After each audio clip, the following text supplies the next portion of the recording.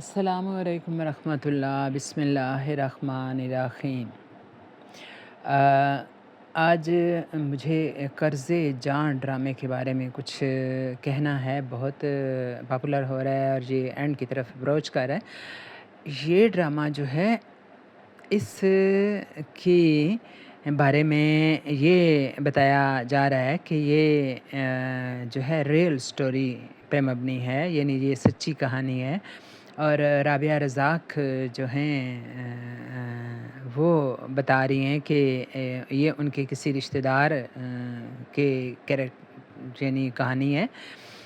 Close ان کا کوئی رشتہ دار تھا جو نمیر کا کیریکٹر ہے۔ بیسکلی تو وہی اصل میں اسی کے ارد گرد ہی گھومتی ہے کہانی۔ یہ جو کیریکٹر ہے یعنی نشے کا عادی ہے، اور وہ بتاتی ہیں کہ ان کا رشتہ دار ایسے ہی نشے کا عادی تھا، بلکہ آئس کا عادی تھا، اور اس نے اسی طرح سے یعنی گھر میں کوئی اپنی دوست تھی، اس کا ریپ کیا، اس کا مرڈر کیا، پھر اپنی اسی طرح سے کوئی ویری کلوز جس طرح سے یہ اپنی بہنوئی کا قتل کر دیتا ہے، اسی طرح سے اس نے کیا۔ تو اس ڈرامے میں صرف انہوں نے فرق یہ ڈالا ہے کہ انہوں نے اس کو یہ نہیں دکھایا کہ وہ آئس پیتا ہے، بلکہ انہوں نے دکھایا کہ نمیر کا کریکٹر جو ہے وہ ویڈ کا عادی ہے۔ اور اس کی توجہ انہوں نے یہ بیان کیا ہے کہ یعنی ہم نے اس لیے اس کو آئس کا عادی نہیں دکھایا کیونکہ اس سے ڈرامہ بہت ہیوی ہو جاتا ہے، پہلے ہی اس کی آب و ہوا بہت ہیوی ہے۔ حالانکہ یہ بہت ضروری تھا اس لیے کیونکہ یعنی اس وقت آئس بہت بڑا مسئلہ بن چکی ہے ہمارے تمام معاشرے کا، یعنی خاص طور پر ہماری نوجوان نسل جو ہے وہ اس کا عادی ہو رہی ہے۔ اس سے پہلے یعنی کہتے ہیں کہ جو نشے ہوتے تھے نا، وہ ایک انسان اکیلا جا کے تو جو ہے نا وہ نشہ کرتا تھا، اور اس کا اتنا شدید امپیکٹ نہیں تھا۔ یہ جو نشہ ہے یہ یعنی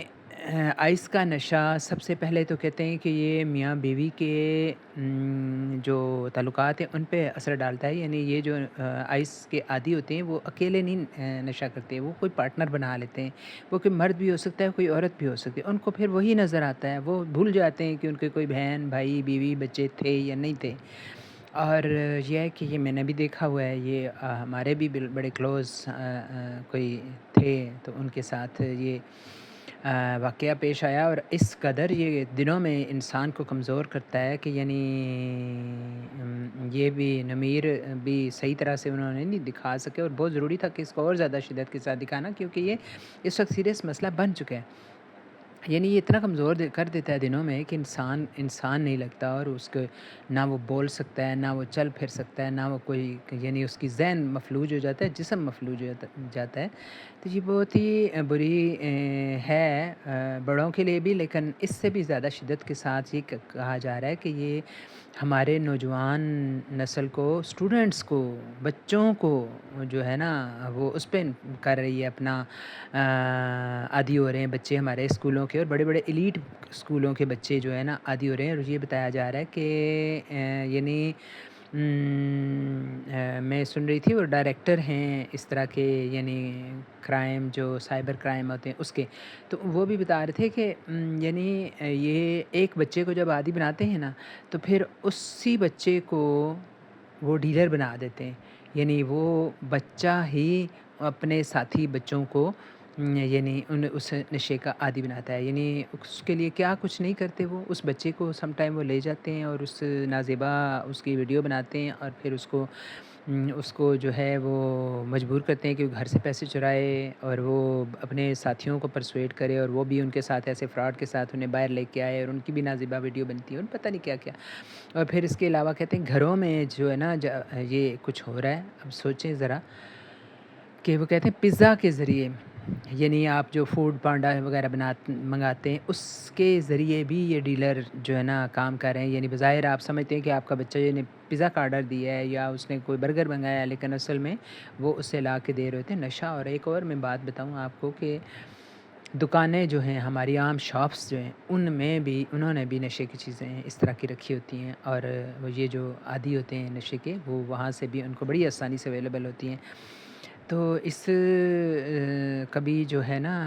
عادت پہ بہت ہی اس لحاظ سے تو میں سمجھتی ہوں اچھا کیا انہوں نے پیش کیا، لیکن یہ برا کیا کہ انہوں نے آئس کا نہیں بتایا، ویٹ کا کیوں بتایا، آئس ہی کا بتاتے، ویٹ تو بہت پرانی چیز ہو چکی ہے،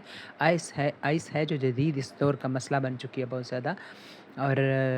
بچیاں پی رہی ہیں، بچیاں لے رہی ہیں یہ اس کو، وہ کہتے ہیں پینا نہیں ہوتا، پتہ نہیں وہ کوئی آئس کرنا ہوتا ہے یا کوئی آئس لینا ہوتا ہے، کچھ اس طرح کی ہوتا ہے اس کا صحیح ٹرم۔ تو جو کچھ بھی ہے یہ بڑی ہمارے لیے تشویش کی بات ہے، اور اس پہ زیادہ سے زیادہ بولنے کی ضرورت ہے۔ خواہ مخواہ کی ہمارے چینلز پہ لگی ہوتی ہیں باتیں، تو اس طرح کے مسائل کو اجاگر کرنے کی والدین کو بھی بتانے کی ضرورت ہے۔ وہ کہتے ہیں کہ جب بچہ بہت ایگریسو ہو جاتا ہے جس طرح سے یہ ہوتا ہے، اور پھر یہ ہے کہ تنہائی کا شکار ہو جاتا ہے، پریشان ہوتا ہے خواہ مخواہ، آئسولیشن کا شکار ہو جاتا ہے، تو اس وقت کہتے ہیں کہ آپ بچے کو چیک کریں، چیک رکھیں اس پہ، اس کی صحبت کو چیک کریں، اس کی جو فرینڈز ہیں اس کی جو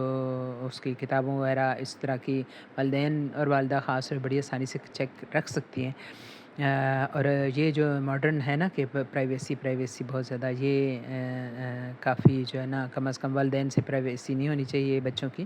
اور ماں تو بڑی آسانی سے بچوں کے پاس جا کے نا بیٹھ سکتی ہے اور چیک رکھ سکتی ہے،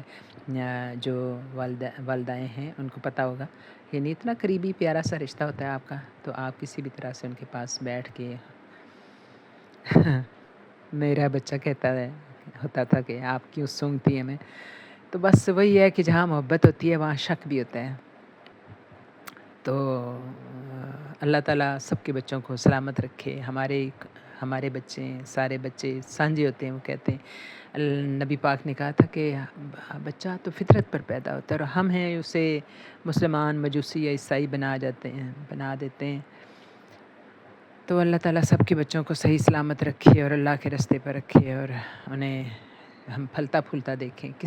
اور اللہ کسی کو بھی اولاد کا دکھ نہ دکھائے، آمین۔